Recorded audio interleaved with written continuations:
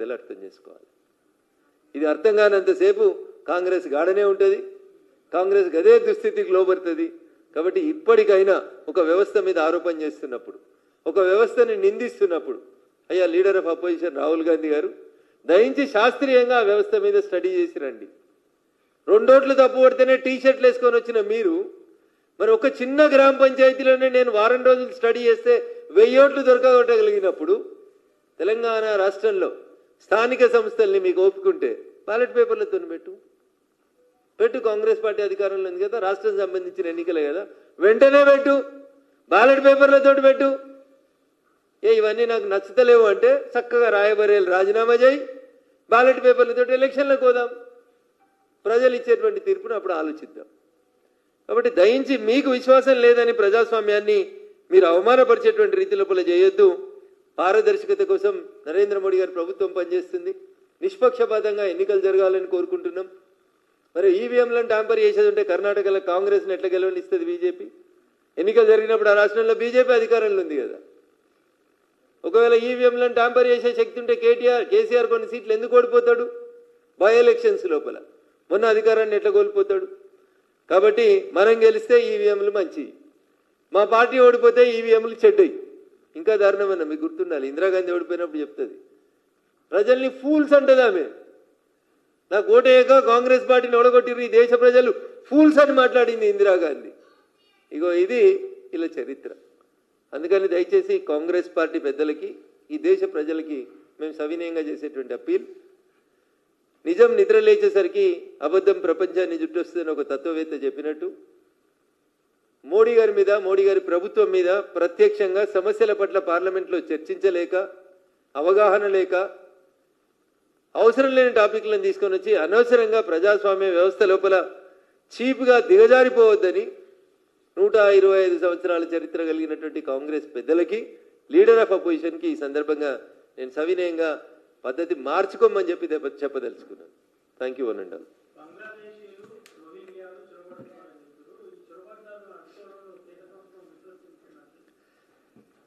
సీనన్న మంచి ప్రశ్న అడిగిండు.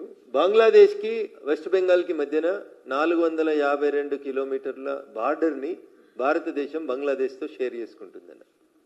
భారత ప్రభుత్వం నరేంద్ర మోడీ గారు ప్రధానమంత్రి అయిన తర్వాత ఆ ప్రాంతాన్ని గోడగట్టి ఒక బందోబస్తు వ్యవస్థను ఏర్పాటు చేసి అటు నుంచి ఇటువైపు చొరబాటుదారులు రాకుండా చేద్దామని చెప్పి ఒక ప్రయత్నాన్ని భారత ప్రభుత్వం ప్రపోజ్ చేసి వెస్ట్ బెంగాల్ రాష్ట్ర ప్రభుత్వానికి ఆ ప్రపోజల్ని పంపించిందన్న.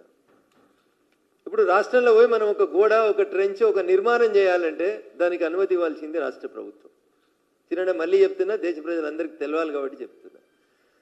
మమతా బెనర్జీ ముఖ్యమంత్రి అయినప్పటి నుంచి నరేంద్ర మోడీ గారు కేంద్ర ప్రభుత్వం సైన్యం పంపించినటువంటి బంగ్లాదేశ్ భారతదేశం మధ్యలో గోడగట్టాలన్నటువంటి వాదనని, ప్రపోజల్స్ని నిర్ద్వందంగా తిరస్కరిస్తూ ప్రతిరోజు కొన్ని వేల మంది అక్కడి నుంచి ముస్లింస్ని, రోహింగ్యాలని వెస్ట్ బెంగాల్కి దేనిచ్చి అక్కడ హిందువుల మీద దౌర్జన్యం జరుగుతుంటే దానికి సహేతుకమైనటువంటి కారణాలు చూపెట్టకుండా పోలీసులు ప్రేక్షక పాత్ర వహించడానికి కారణం జరుగుతుందే ఈ గోడ కట్టకపోవడం వల్ల. ఇది రఘునందన్ రావు సొంత కవిత్వం కాదు. భారతదేశ హోంమంత్రి గౌరవనీయులు అమిత్ షా గారు ఇట్లే లోక్సభలో ఒక ప్రశ్న వచ్చినప్పుడు ఆన్ రికార్డులో అమిత్ షా గారు చెప్పినటువంటి సమాధానాన్ని నేను మీ ముందు ఉంచుతున్నా. సో బంగ్లాదేశ్లోంచి వచ్చేటువంటి చొరబాటుదారులను ఆపాలంటే ఈ 452 కిలోమీటర్ల బార్డర్ ఏదైతుందో బంగ్లాదేశ్ భారతదేశం, దట్ ఈస్ వెస్ట్ బెంగాల్ మధ్యన, అక్కడ గోడ కట్టడం ఎప్పుడు జరుగుతుంది అంటే రేపు వెస్ట్ బెంగాల్లో దీదీని ఇంటికి పంపించిన తర్వాత మేము గోడ కడతాం, అక్రమ చొరబాటుదారులను ఆపుతాం, ఆ లోపల SIR పేరిట చొరబాటు చేసుకున్నటువంటి వాళ్ళందరినీ కూడా మళ్ళీ వెనక్కి పంపించేస్తాం. ఆఖరికి మా జిన్నారం మదర్సాల దొరికినటువంటి బంగ్లాదేశీలను కూడా తెలంగాణ నుంచి బయటికి పంపుతాం, భాగ్యనగరంలో ఉన్న రోహింగ్యాలను కూడా బయటికి పంపుతాం.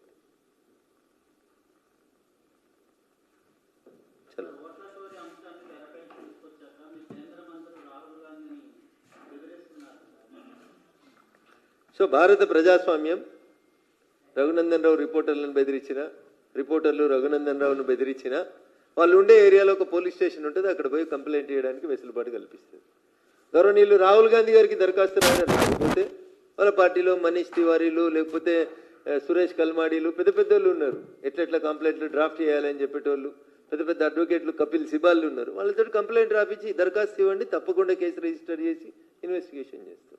ఇప్పుడు రఘునందన్ రావును కూడా బెదిరిస్తున్నారు, మరి వింటున్నారు మీరు. నేను కూడా పోయి కంప్లైంట్ ఇస్తా ఉన్నా, అట్లా రాహుల్ గాంధీ గారిని కూడా వచ్చి కంప్లైంట్ ఇవ్వమని ఎఫ్ఐఆర్ చేసి ఇస్తాం, ఇన్వెస్టిగేషన్ చేస్తాం.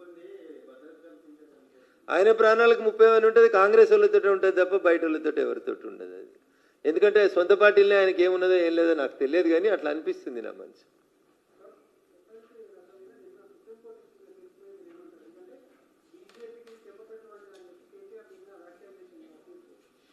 బహుశా కేటీఆర్ గారికి ఎండనో వాననో ఎక్కువ కొట్టి ఆ బుర్ర ఏమైనా ఖరాబ్ అయిందేమో అని అనుకుంటున్నాను. అది బీజేపీకి ఎందుకు చెప్పపెట్టు? బీజేపీకి ఆ ఎన్నికకి ఏం సంబంధం? ఆ ఎన్నికకు సంబంధించినటువంటి నేమ్స్ని రికమెండ్ చేసింది ఎప్పుడు? దాసోజు శ్రవణ్ గారిని, కుర్రా సత్యనారాయణ గారిని రికమెండ్ చేసినప్పుడు రాష్ట్రంలో అధికారంలో ఉన్న పార్టీ ఏంది?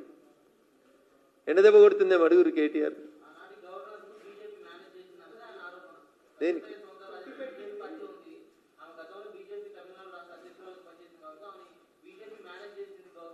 ఈ దేశంలో గవర్నర్లుగా ఉన్న వ్యక్తులు, రాష్ట్రపతులుగా ఉన్న వ్యక్తులు, ఉపరాష్ట్రపతులుగా ఉన్న వ్యక్తులు వాళ్ళ జీవితం ప్రారంభించినప్పుడు ఏదో ఒక రాజకీయ పార్టీలో పనిచేస్తూ వచ్చిన వాళ్ళే.